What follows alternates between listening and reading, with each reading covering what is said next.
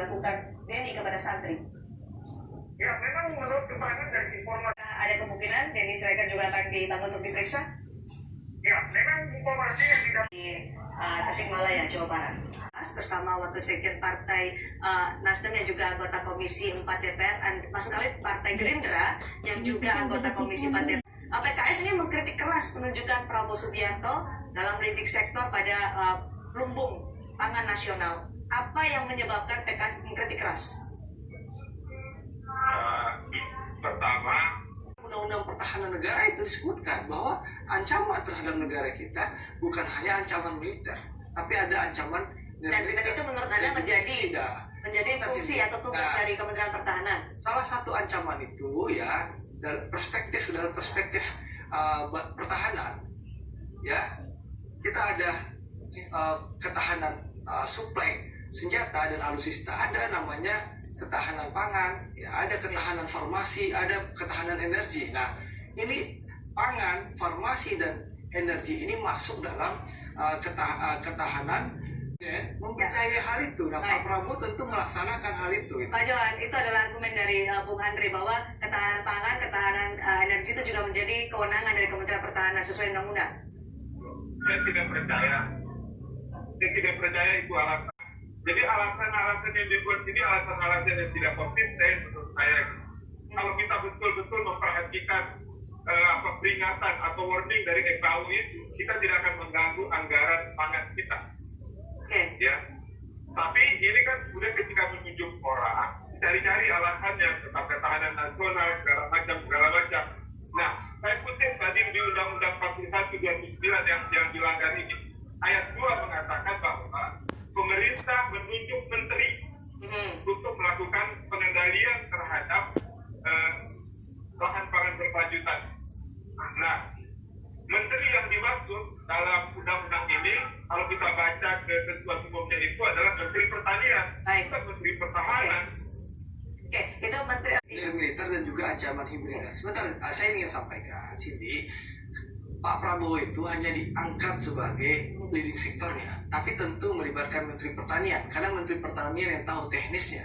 Lalu melibatkan Menteri PUPR, karena Menteri PUPR yang akan menyiapkan irigasinya. Lalu ada Menteri BUMN yang membantu mungkin menyiapkan pendanaan dan pembiayaan food estate bisa berjalan.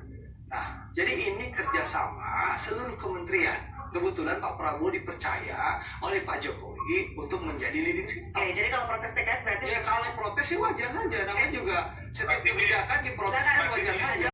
Dari rapat kenapa itu tidak dikontrol, dinolkan anggarannya. Artinya menurut Anda, Pak Johan? Ya, artinya bahwa kebijakannya diambil itu menunjuk orang, jadi menurut saya itu dicari-cari alasannya. Tapi ketika kita lihat kebijakan anggarannya, itu tidak sesuai dengan apa yang disampaikan tadi. Hanya dicari-cari alasannya supaya bisa menunjuk.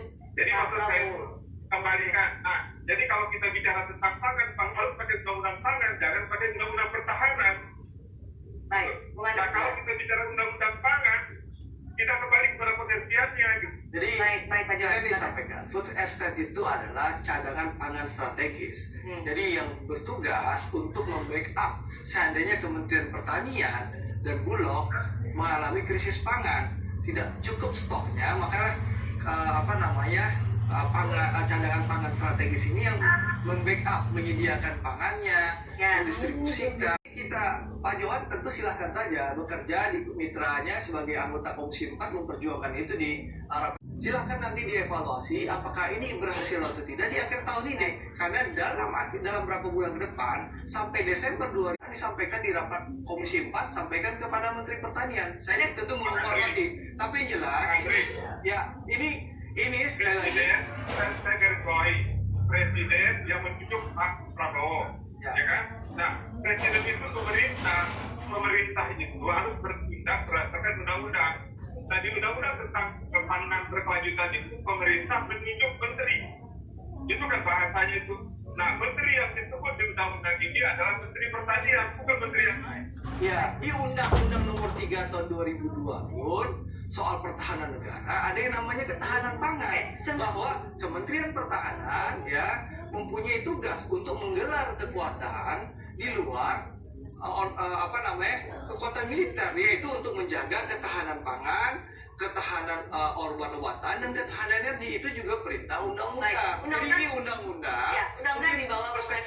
Pak Johan betul, Ya. tapi perspektif yang diambil Presiden adalah perspektif pertahanan. Baik. Itu Undang-Undang Nomor 3 tahun 2002. Pak Johan membawa undang-undang terkait dengan ketahanan pangan, kemudian Bung Andre terkait dengan pertahanan. Kalau menurut Pak Johan, silakan. Kalau saran saya, kalau misalnya warning dari FAO ini membuat negara kita begitu genting, saran saya Presiden gunakan saja kewenangannya untuk menyatakan negara dalam keadaan genting. Sehingga Pakai undang-undang dasar gitu. Jangan bicara pangan dengan undang-undang pertahanan. Kalau kita bicara pangan, banyak undang-undang pangan. Tapi kalau kita ingin membawa ke negara dalam kondisi negara ini sudah keadaan genting, gunakan undang-undang dasar 45 yang menyatakan Presiden itu bisa menyatakan negara dalam keadaan genting. Nyatakan itu kalau kita Saya rasa Presiden tidak pernah menyatakan negara dalam keadaan genting. Tapi Presiden mendengarkan bahwa ada masukan peringatan dari FAO, Ya. lalu juga ada survei dari The Economist. Jadi untuk itu kita harus bersiap. Tidak ada Presiden pernah menyatakan negara dalam keadaan genting. Oke, Gitu baik. loh Pak Johan. Nanti kita akan berdalam lagi, Pak Johan ditahan dulu, Bung Andre juga ditahan dulu. Jadi jangan tidak ada Presiden mengeluarkan negara pernyataan keadaan genting, Pak Johan mengadakan itu nggak boleh juga. Kita nanti akan berdalam itu, kita berikan kesempatan kepada Pak Johan untuk menjadi leading sektor di lumbung pangan nasional yang ditetapkan oleh Presiden Joko Widodo. Kami akan segera kembali selepas jeda. Oleh sejumlah fraksi, salah satu adalah PKS, kami masih membahas ini. Saya akan langsung menuju ke Pak Johan. Pak Johan, kalau soal kemampuan Pak Prabowo ini, tapi soal ini kemampuan.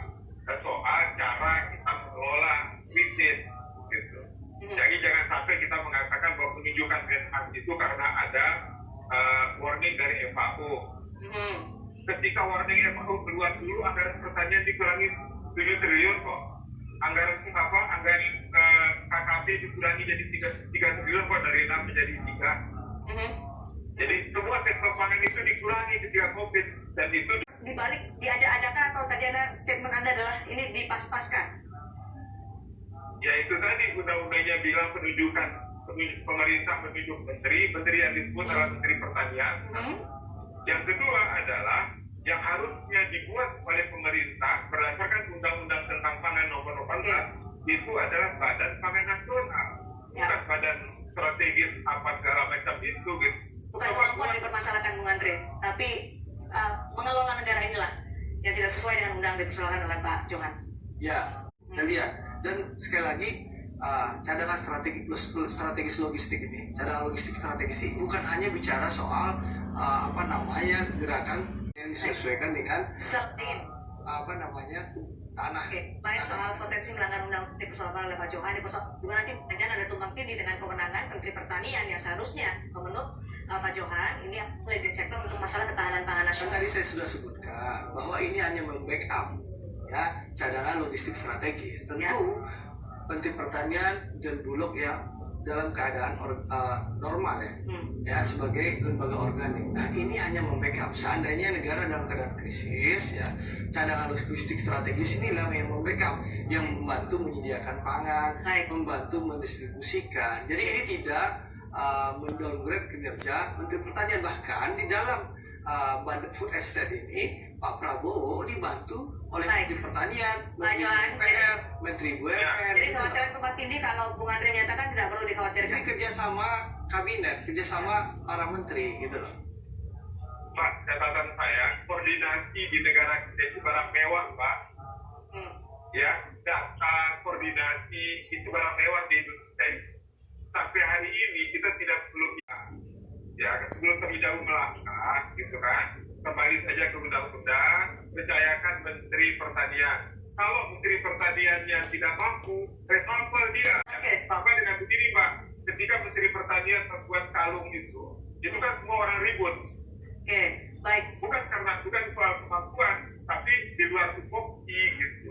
Baik. Ini sudah penunjukan oleh Presiden Joko Widodo ketika itu menyatakan leading sektor ini karena menyangkut cadangan strategis pangan maka diberikan ke Pak Menteri Pertahanan. Sejauh ini progresnya sejauh apa setelah Presiden menyatakan itu, Bung Andre? Semuanya lagi dipersiapkan, kan ditarget 30.000 hektar ini bisa terwujud di akhir tahun 2020. Kenapa diwujudkan oleh militer? Karena dianggap bisa bergerak cepat dan juga lebih efisien. Kita sudah mendengar program cetak sawah di pemerintah-pemerintah sebelumnya, tapi kan tidak terlihat barangnya. Nah, Akhir ini harapannya 2020 ya targetnya ya. targetnya di Desember 2020 yang Pupuknya dipastikan, harganya Baik.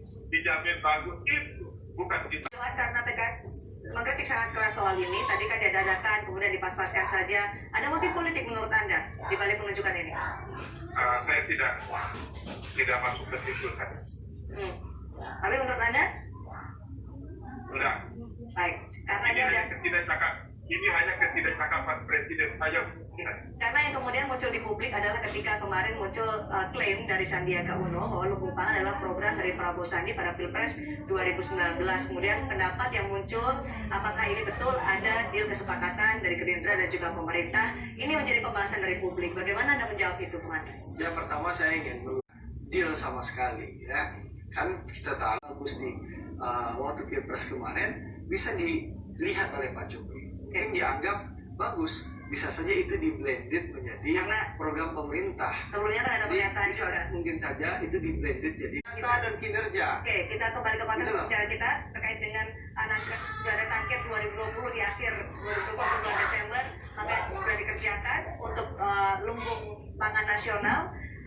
Komisi 4 DPR RI Pak Johan sebagai mitra dari Kementerian Pertanian dan juga pasti mengurusi soal ketahanan pangan nasional. Apa yang akan kemudian didorong oleh Komisi 4 setelah penunjukan Menteri Pertahanan sebagai leading sektor dalam proyek lumbung pangan nasional ini? Hal yang wajar. Tinggal nanti bagaimana Pak Prabowo sebagai orang yang ditunjuk menjadi leading sektor membuktikan bahwa penunjukan yang dilakukan oleh Presiden menunjuk beliau untuk mengurusi badan lumbung pangan ini atau cadangan pangan strategis ini benar-benar bisa terwujud dan nanti bisa kita ukur dan kita evaluasi kinerja beliau. Saya rasa ini niat dan tujuannya baik. Ya, dan Pak Prabowo tentu sebagai patriot akan bekerja keras memastikan tujuan ini. Baik, terima kasih Bung Andre Rosyada, terima kasih juga Pak Johan telah bergabung bersama kami di Kompas Petang hari ini.